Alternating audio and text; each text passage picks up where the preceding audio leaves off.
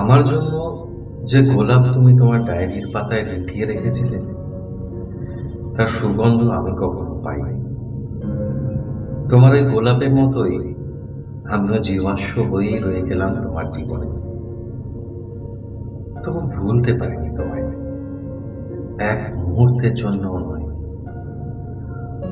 সব স্মৃতি লেখা আছে আমার জীবন খাতায়, ক্ষণিকের আবেগে হয়ে গেল মস্ত ভুল।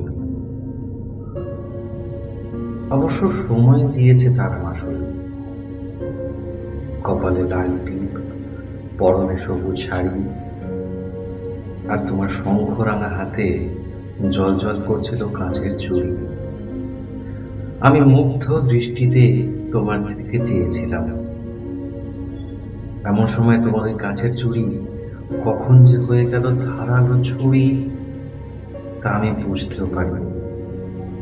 আমার হৃদয়কে বিদীর্ণ করে শিরা উপশিরা দিয়ে বয়ে আসা রক্তে রাঙিয়ে দিলাম তোমার স্মৃতি। সেদিন অগ্নিদেব ভেবেছিলাম পরন্ত বেলার প্রজ্বলিত সূর্যকে। সমস্ত চোখ রাঙানিকে উপেক্ষা করে পাখিরাও যেন কলতানে মুখরিত হয়ে উঠেছিল। কিন্তু তুমি এলে না, সময়ের সাথে সাথে চলে গেলে দূরে, আরো দূরে।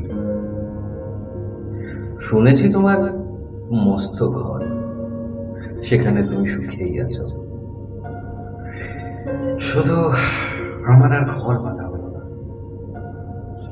মুক্ত বিহঙ্গের মতো স্মৃতি সংসারে রয়ে গেলাম ভবঘুরে হয়ে।